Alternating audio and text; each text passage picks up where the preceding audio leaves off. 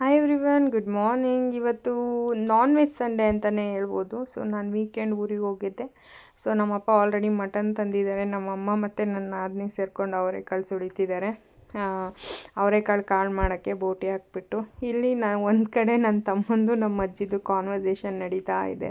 ಅವರಿಬ್ಬರು ಕಾನ್ವರ್ಸೇಷನ್ನು ಟಾಂಟ್ ನೋಡೋಕ್ಕೇ ತುಂಬ ಚೆನ್ನಾಗಿರುತ್ತೆ. ಅಷ್ಟು ಕಾನ್ವರ್ಸೇಷನ್ ಚೆನ್ನಾಗಿರುತ್ತೆ ಅವರಿಬ್ರದ್ದು. ಇನ್ನೊಂದು ಕಡೆ ನಮ್ಮ ಕೊಬ್ಬರಿ ಶೆಡ್ಡಲ್ಲಿ ಕೊಬ್ಬರಿನ ಹೊಡಿತಾ ಇದ್ದಾರೆ. ಯಾಕೆಂದರೆ ನಾವು ಯಾವಾಗಲೂ ತೆಂಗಿನಕಾಯಿ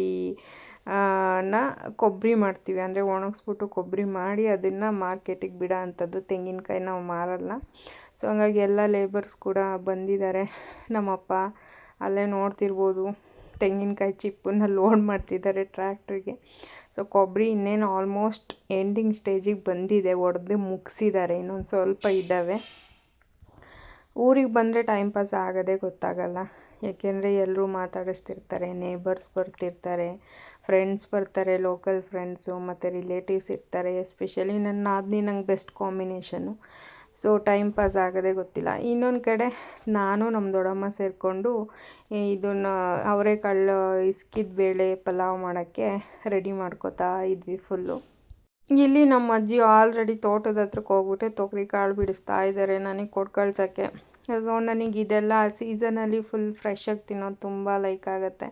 ಸೊ ನಮ್ಮ ಅಜ್ಜಿ ನನಗೋಸ್ಕರ ತೊಗರಿ ಕಾಳು ಬಿಡಿಸ್ತಾ ಇದ್ದಾರೆ, ಕವರ್ ಒಳಗಡೆ ಇಟ್ಕೊತಾ ಇದ್ದಾರೆ ನನಗೆ ಕೊಡೋದಕ್ಕೆ. ಸೊ ತೋಟದ ಹತ್ರಕ್ಕೆ ಹೋಗಿ ಇದನ್ನೆಲ್ಲ ನೋಡಿಕೊಂಡು ನಮ್ಮ ಅಜ್ಜಿ ಮಾತಾಡಿಸ್ಕೊಂಡು, ಇಲ್ಲಿ ನೋಡಿ ನಮ್ಮಪ್ಪ ಆಲ್ರೆಡಿ ದನಕ್ಕೆ ಮೇವೆಲ್ಲ ಹಾಕ್ತಾಯಿದ್ದಾರೆ ಕುಯ್ಕೊಬಂದ್ಬಿಟ್ಟು. ಸೊ ಇದು ನಮ್ಮ ಶುಂಠಿ ಫಾರ್ಮು, ಫುಲ್ ಕಳೆ ಬಂದುಬಿಟ್ಟಿದೆ. ಸೊ ನಾವಿವಾಗ ಶುಂಠಿ ತುಂಬ ರೇಟ್ ಕಡಿಮೆ ಆಗಿರೋದ್ರಿಂದ ಕೊಡಬೇಕು ಅಂತ ಡಿಸೈಡ್ ಮಾಡಿದ್ದೀವಿ. ಯಾಕೆಂದರೆ ನಮ್ಮ ಶುಂಠಿ ಸ್ವಲ್ಪ ರೋಗನೂ ಬಂದಿದೆ. ಸೊ ಜಾಸ್ತಿ ದಿನ ಇಟ್ಕೊಳ್ಳೋಕ್ಕಾಗಲ್ಲ, ಅದಕ್ಕೆ ಮಣ್ಣೂ ಹಾಕ್ಸೋಕ್ಕಾಗಲ್ಲ. ಹಂಗಾಗಿ ನಮ್ಮಪ್ಪ ಕೊಟ್ಬಿಡೋಣ, ಕಡಿಮೆ ರೇಟ್ ಇದ್ದರೂ ಪರವಾಗಿಲ್ಲ, ಈ ವರ್ಷ ಏನೂ ಅಂದರೆ ಲಾಭನ ಎಕ್ಸ್ಪೆಕ್ಟ್ ಮಾಡೋಕ್ಕಾಗಲ್ಲ ಅಂತ ಕಳೆ ಕೀಳಿಸ್ತಾ ಇದ್ದಾರೆ ಶುಂಠಿ ಕೀಳೋದಕ್ಕೆ. ಇನ್ನೊಂದು ಕಡೆ ನಮ್ಮ ಮಾವ ಬಂದ್ಬಿಟ್ಟು ನನಗೆ ಜೇನು ಇಷ್ಟ, ತುಂಬ ನ್ಯಾಚುರಲ್ ಥಿಂಗ್ಸ್ನ ಇಷ್ಟಪಡ್ತೀನಿ ಅಂತ ಜೇನು ಬಿಡಿಸಿದ್ರಂತೆ ಅವ್ರ ತೋಟದಲ್ಲಿ. ನನಗೋಸ್ಕರ ಜೇನುತುಪ್ಪ ತಂದು ಕೊಟ್ಟಿದ್ದಾರೆ. ಸೊ ಅದು ನ್ಯಾಚುರಲ್ ಜೇನುತುಪ್ಪನ ತಿನ್ನೋ ಅಂಥ ಟೇಸ್ಟೇ ಬೇರೆ. ಅದು ನಿಜವಾಗ್ಲೂ ಖುಷಿಯಾಗುತ್ತೆ. ಊರು ಅಂದರೆ ಒಂಥರ ಎಕ್ಸೈಟ್ಮೆಂಟ್ ನನಗೆ.